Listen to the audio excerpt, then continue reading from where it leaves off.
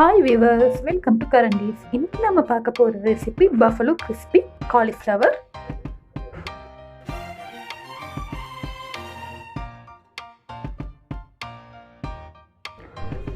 இதை செய்கிறதுக்கு முதல்ல காலிஃப்ளவரை இந்த மாதிரி கொஞ்சம் பெரிய பீசஸாக கட் பண்ணி எடுத்துக்கோங்க.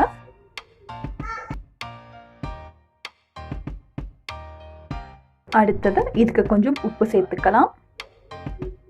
அடுத்ததாக கொஞ்சம் மிளகு, அடுத்ததாக உங்ககிட்ட இருந்தால் இது கார்லிக் ஆனியன் பவுடரும் சேர்த்துக்கிறேன், இல்லைன்னா நீங்கள் ஸ்கிப் பண்ணிடலாம். அதுக்கப்புறம் கொஞ்சம் மிளகாத்தூள்,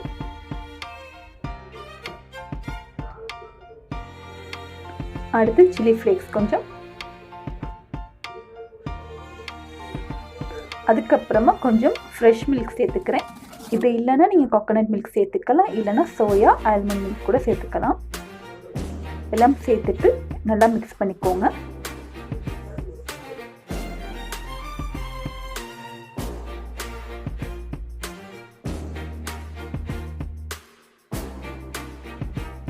அடுத்ததாக கொஞ்சம் டொமேட்டோ சாஸ் சேர்த்துக்கிறேன்.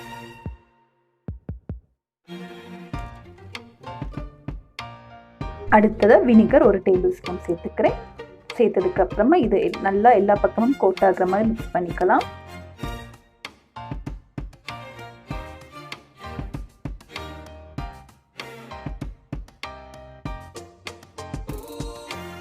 இப்படி மிக்ஸ் பண்ணதுக்கப்புறமா இதை 1 hour ஃப்ரிட்ஜில் சில் பண்ணி எடுங்க.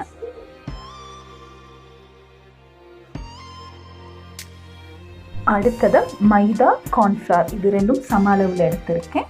அடுத்ததாக சில் பண்ணி எடுத்த காலிஃப்ளவரை எடுத்து இந்த மாதிரி திரும்ப கொஞ்சம் மிக்ஸ் பண்ணி விட்டுட்டு இதை கார்ன்ஃப்ளவர் மைதா மிக்ஸில் இந்த மாதிரி கோட் பண்ணி எடுத்துக்கலாம்.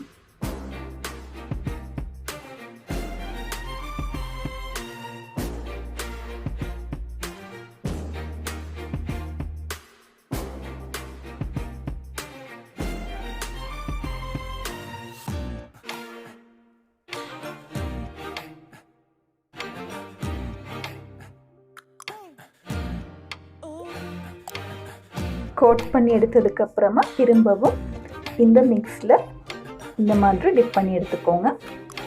எடுத்ததுக்கப்புறமா திரும்பவும் டபுள் கோட்டிங் பண்ணிக்கலாம். கார்ன்ஃப்ளவரில் திரும்பவும் இந்த மாதிரி கோட் பண்ணி எடுத்துக்கோங்க.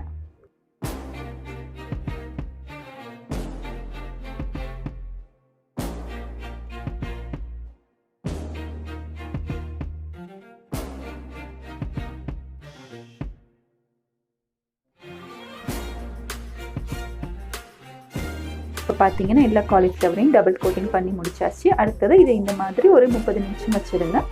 அதுக்கப்புறமா இதை டீப் ஃப்ரை பண்ணிக்கலாம். டீப் ஃப்ரை பண்ணலாம், இல்லைன்னா இதை பேக் பண்ணி எடுக்கலாம். பேக் பண்ணுறதா இருந்தால் 450 டிகிரியில் 20 நிமிஷத்துக்கு பேக் பண்ணிக்கோங்க. இந்த மாதிரி கோல்டன் ப்ரௌன் கலர் வரும்போது இதை ஃப்ரை பண்ணி எடுத்து சர்வ் பண்ணிக்கலாம்.